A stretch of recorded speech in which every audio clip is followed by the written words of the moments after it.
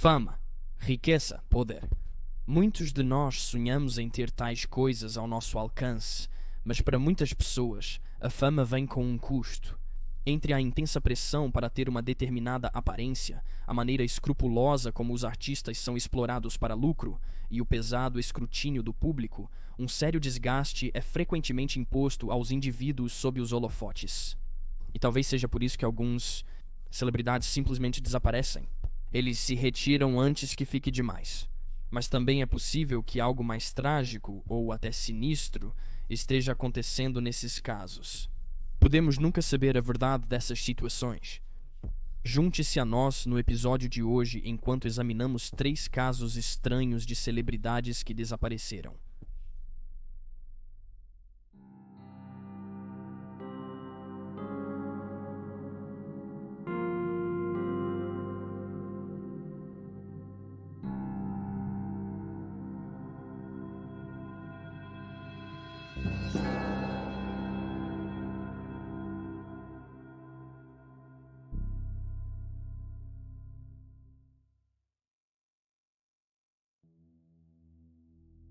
Licorice McKechnie.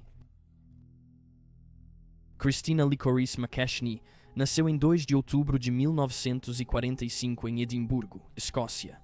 Na adolescência, ela frequentava clubes de folk na cidade, lendo seus poemas em voz alta para que outros apreciassem. Foi aqui, durante uma de suas visitas, que ela encontrou Robin Williamson, um cantor-compositor e multi-instrumentista que começou sua carreira musical tocando em bandas de jazz locais. Entretanto, na metade dos anos 60, ele criou sua própria banda, a Incredible String Band, um conjunto de folk psicodélico que conquistou uma audiência leal após o lançamento do segundo álbum. Desde então, eles foram apelidados de pioneiros do gênero e foram especialmente populares dentro da contracultura britânica dos anos 60 e 70. Embora ela tenha formado um vínculo com Williamson, Licorice permaneceu firme em seus planos de deixar a casa e se casar com Bert Janks, outro músico folk escocês. Porém, o matrimônio não ocorreu. Janks abandonou Licorice e viajou para o Marrocos sem ela. De acordo com Williamson, após este evento em 1963, Licorice, citação, caiu em meus braços. Em 1968, Licorice entrou para a Incredible String Band, mais conhecida por seus únicos vocais de apoio etéreos e por tocar o órgão e a percussão. Licorice continuou a se apresentar com a banda no Festival de Woodstock em agosto de 1969, mas até 1972, ela e Williamson se distanciaram.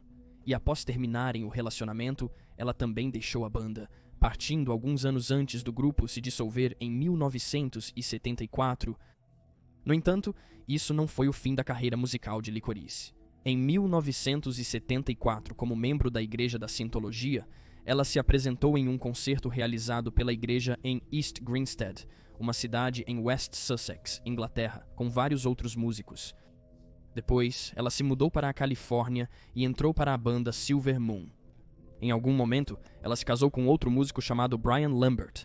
Embora tenham se divorciado nos anos 80, em 1977 ela se reuniu com seu ex, Robin Williamson, se apresentando com ele e sua alegre banda. Ela também é creditada em seu álbum Journey's Edge sob o nome de Licky Lambert.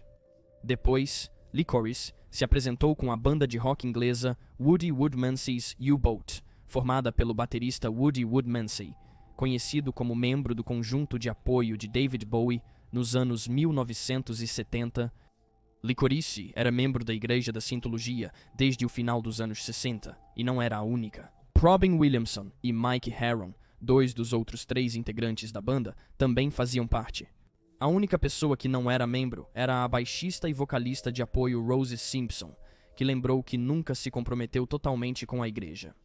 Em 2020, ao conversar com o jornalista musical Richie Unterberger, Simpson observou, citação, a adesão ao culto sugeriu maior harmonia entre nós, mas também dissolveu nosso compromisso com a música. Escrever, tocar e se apresentar agora eram a fonte de renda necessária, e não mais o centro espiritual ou criativo das vidas de Mike e Robin. Simpson disse que começou a se afastar emocionalmente de seus colegas de banda a partir desse momento.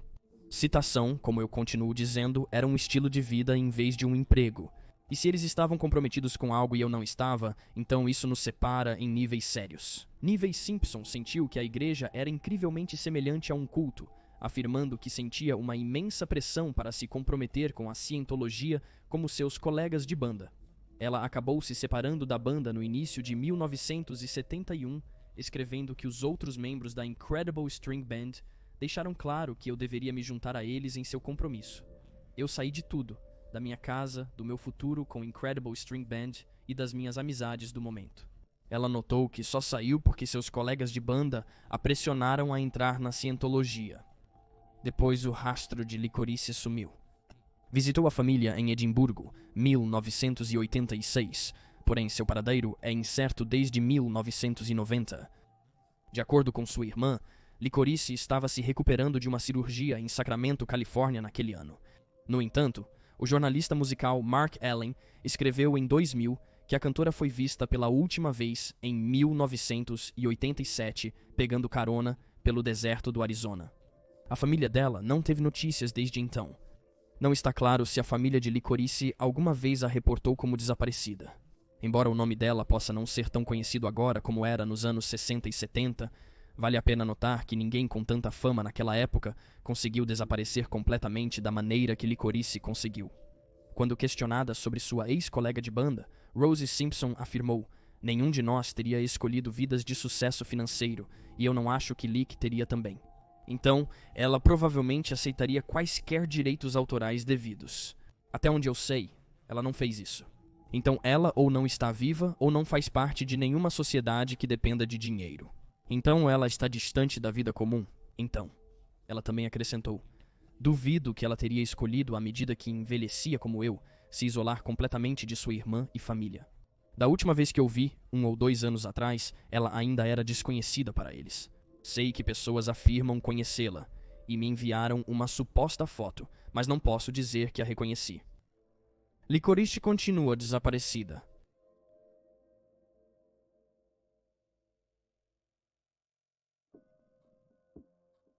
Donald Scott Smith.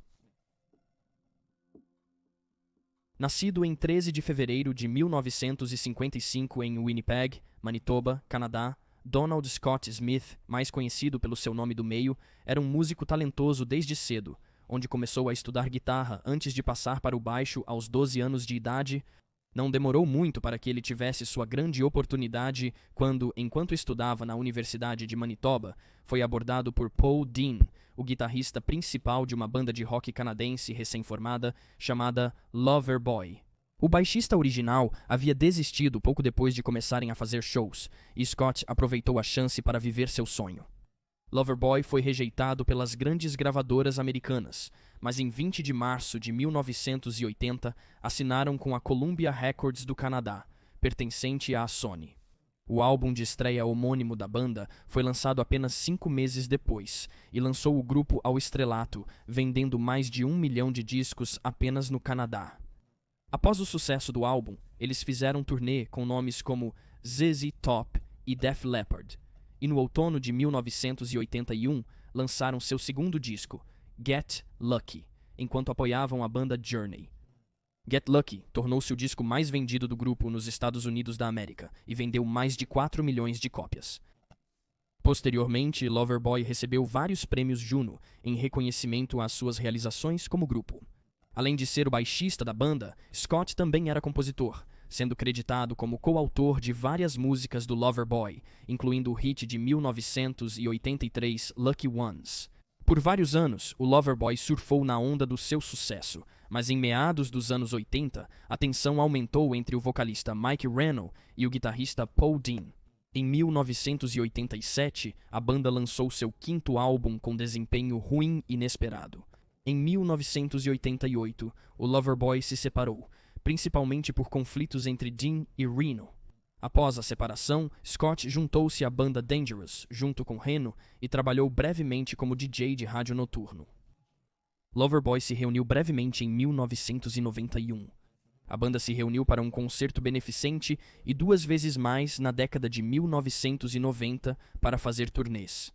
Scott disse à imprensa que a banda se reuniu novamente porque gostamos de rock e porque os promotores queriam contratá-los. ele foi visto pela última vez em 30 de novembro de 2000 durante uma pausa da turnê da banda. Naquele dia, ele decidiu levar seu barco à vela, uma embarcação de 11 metros chamada Sea Major. Descrito como um velejador ávido e experiente, ele pretendia navegar em uma marina ao sul de LA com sua noiva, Yvonne Mayotte, e seu amigo de longa data, Bill Ellis, que havia sido um roadie para Loverboy durante a década de 1980. Os três planejavam parar no México antes de chegar a LA. Bill se lembraria mais tarde dos eventos do dia enquanto conversava com o Montreal Gazette, citando: "Estávamos a apenas 2 horas do cais em São Francisco. 1 minuto ele estava lá, e no próximo ele se foi. Aconteceu muito rapidamente." Segundo relatórios, o dia começou bem. Havia neblina, mas o vento estava calmo. Porém, às 4h48 da tarde, o clima mudou abruptamente. Tanto Bill quanto Yvonne estavam abaixo do convés quando uma onda de 7,6 metros atingiu o barco, derrubando-o de lado e arrancando o volante da embarcação.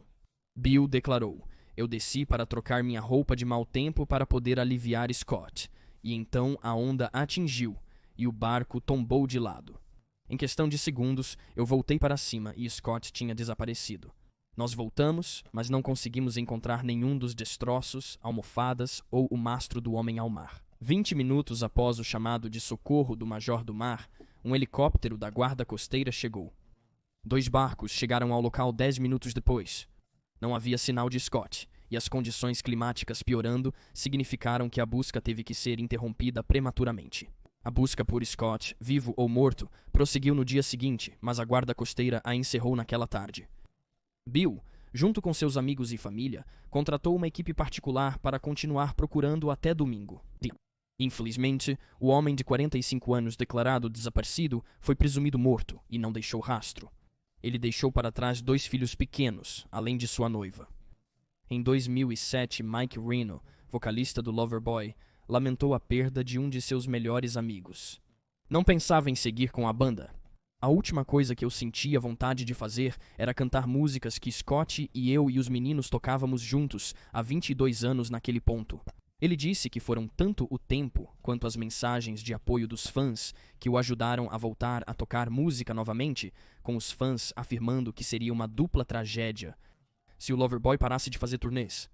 No mesmo ano, a banda lançou um novo álbum, que incluía a faixa Stranded, uma homenagem ao seu baixista. Os restos de Scott nunca foram localizados.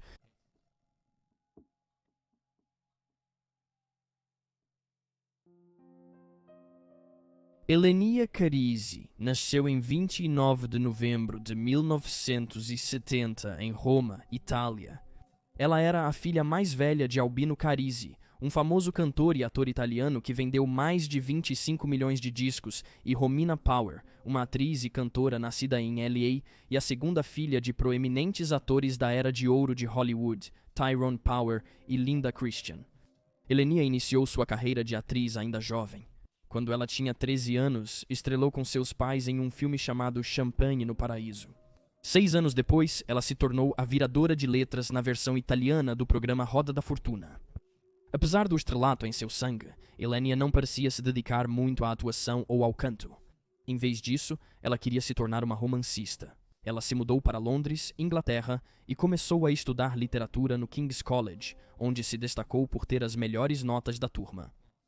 No entanto, algo parecia estar se agitando dentro de Elenia. Ela começou a pensar na ideia de viajar sozinha. Sua mãe afirmou que ela queria, citando, encontrar personagens para um livro que estava escrevendo. Elenia decidiu naquele momento interromper seus estudos para que pudesse embarcar em uma aventura sozinha. Ela retornou à Itália e vendeu seus pertences para que pudesse financiar a viagem por conta própria, levando apenas sua mochila e um diário. Em seguida, ela voou para a América do Sul, começando sua jornada em Belize, onde passou vários meses. Em 1993, no dia de Santo Estevão, ela resolveu seguir em frente e viajou para Nova Orleans, Louisiana.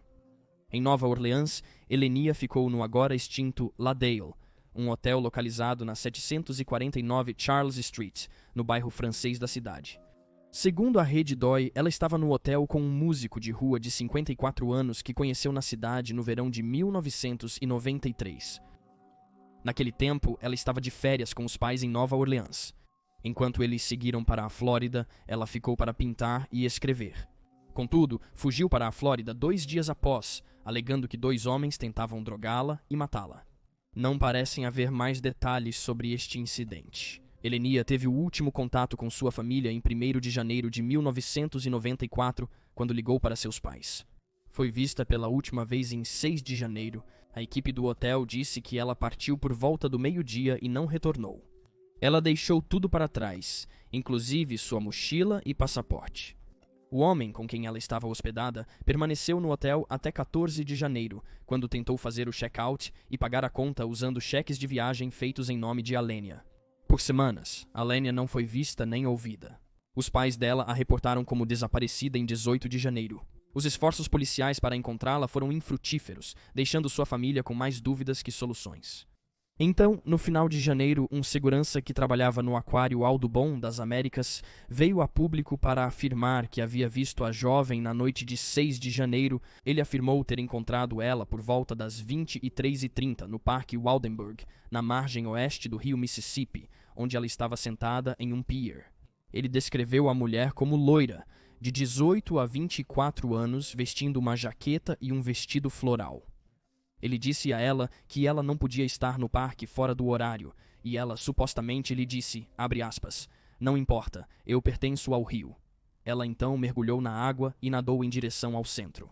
No entanto, logo a mulher começou a se debater e pediu ajuda. Um barco que passava fez ondas enormes e a mulher desapareceu sob a água. A guarda costeira vasculhou 145 quilômetros do rio, mas não encontrou nenhum sinal da mulher. Nunca foi confirmado que a mulher era Alenia, e nenhum corpo correspondente à sua descrição jamais foi recuperado. Notavelmente, seu pai afirmou que em uma viagem anterior a Nova Orleans, Alenia entrou no rio Mississippi, mas ficou assustada e voltou. Ele acrescentou que ela estava sob o efeito de maconha naquele momento. Em 31 de janeiro, Alexander Mazekila, o músico de rua que havia ficado com Alenia no hotel, foi preso após uma ex-namorada afirmar que ele a agrediu sexualmente, mas foi solto por falta de provas. Ele nunca foi ligado ao caso de Alenia. Quando abordado pela mídia, ele disse apenas, eu acredito que ela está segura. Várias fontes, incluindo o Projeto Charlie, observam que Mazekela foi descrito como um homem violento com um histórico de uso de drogas. Relatos indicam que ele queria favores sexuais de Alenia, que o recusou e especificamente pediu por camas separadas no quarto do hotel. Apesar do depoimento do segurança, os pais de Alenia teorizaram que ela havia sido feita refém e estava sendo mantida contra a sua vontade. Suas crenças foram aprofundadas pelas inúmeras visões não confirmadas de todo o país. Em 2008, uma revista alemã informou que Alenia estava viva e bem, morando em um convento perto de Phoenix, Arizona. Seus pais acharam a publicação deste artigo de mau gosto, com seu pai chamando a história de especulação vergonhosa, que não continha um pingo de verdade. O pai de Alenia a declarou morta em 2013, acreditando que sua filha morreu na noite em que desapareceu. Por outro lado, sua mãe acredita que ela ainda vive. Citação: como mãe, eu sei que Elenia ainda está viva, em algum lugar. Estou totalmente convencido. O casamento de Romina e Albino se desintegrou em grande parte por causa do desaparecimento de Elenia, mas os dois parecem estar em bons termos e continuam a fazer música juntos. Elenia Carisi continua desaparecida. É descrita como uma mulher branca, loira de olhos verdes. Ela mede entre 1,70 e 1,75 metros e pesava 54 quilogramas quando desapareceu. Aparência: se ela ainda estiver viva, ela terá 53 anos de idade. Qualquer pessoa com informações sobre o caso dela deve entrar em contato com o Departamento de Polícia de Nova Orleans pelo telefone 504-658-5315. E aí estão os fatos. Por favor, deixe um comentário abaixo com seus próprios pensamentos e especulações, e lembre-se de curtir este vídeo e se inscrever para apoiar o canal. Obrigado por assistir. Fique alerta, fique seguro e nos vemos na próxima vez.